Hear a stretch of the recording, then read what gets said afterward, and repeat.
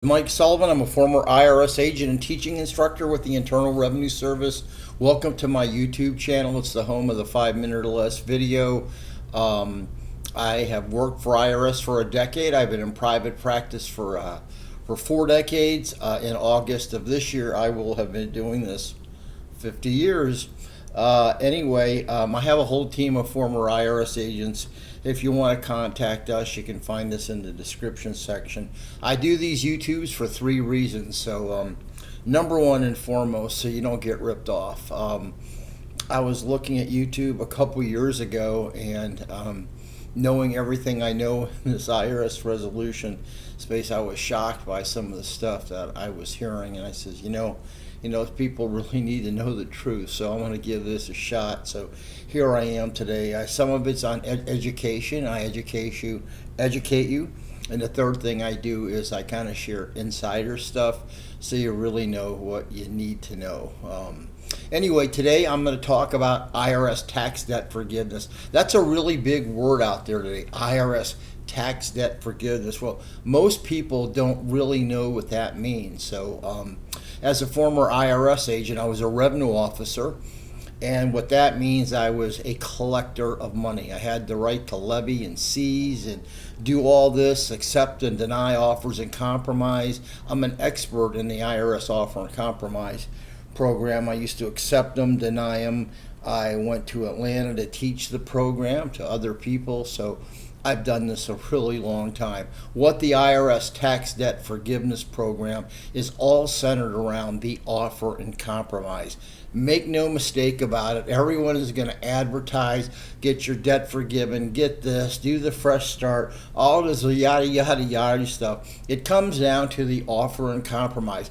That's what all those funnels come into, and all these marketing companies come up with all these different names to forgive debt, but it is offer and compromise. So if you're exploring getting your tax debt forgiven, you want to look up the word offer and compromise. And like I said, I used to teach this program, and I know this program. I used to accept them, deny them with a pen like this. I'd sign off, and that was it. So let me just tell you very simple what this is, so you don't give your money to anyone. You don't need to look at any other videos finding out what this is. Basically, you submit an offer and compromise, but you got to know what are the terms that IRS is going to accept an offer and compromise. What you need to know is this: if you have the money to pay IRS through liquidity of your home, a pension, car, bank, and you have money to pay IRS is not going to accept your offer and compromise.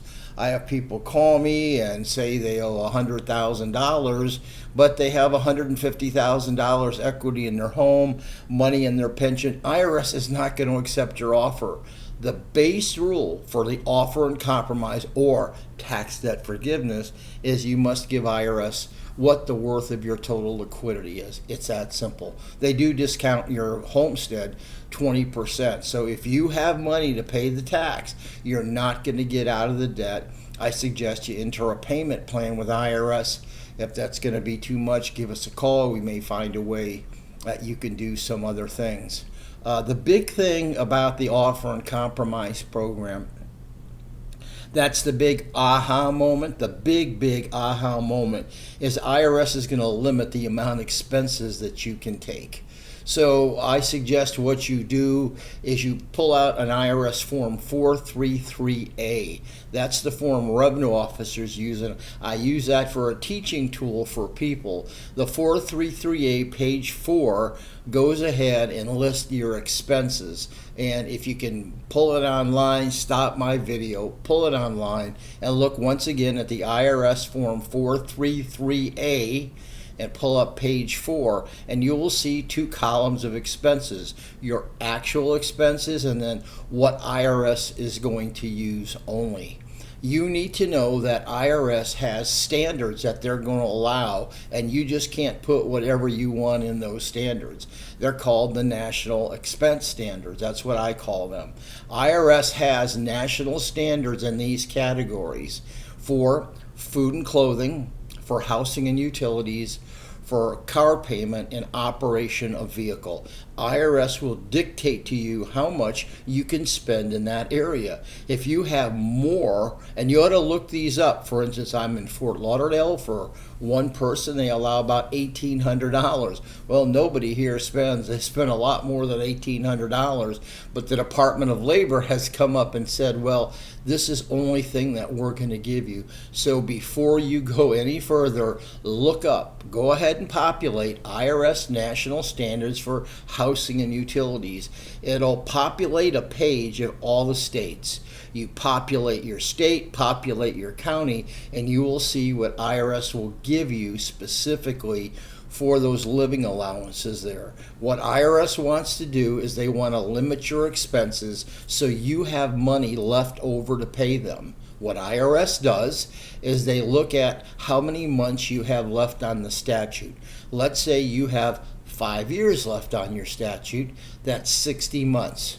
If you go through the IRS formula and you have $2,000 left over a month, because IRS is limiting you, they're going to multiply that, in my situation, what I told you, times 60, and that's the least amount of money you can give IRS plus the equity, in fact, that are in your assets.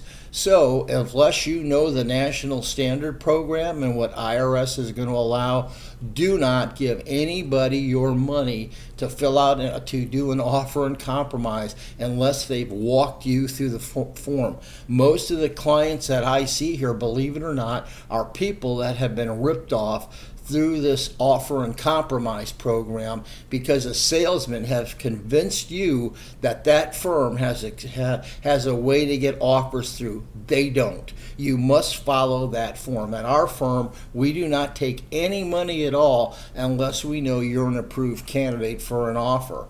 You're welcome to call us and we'll give you it. So what this comes down to is knowing the formula and knowing how to drive the formula down by certain tricks we know to go ahead to authenticate that this offer and compromise is real, and you know what the expenses are to drive to get the lowest figure possible.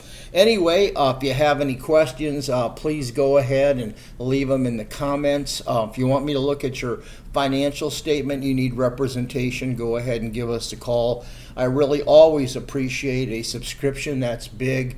YouTube values subscriptions because it moves everybody up who gives people good information through any of their verticals. Anyway, thank you so much. I love to love your for you to give us a subscription, and you can find my information if you need to contact us in the description section below. Thank you.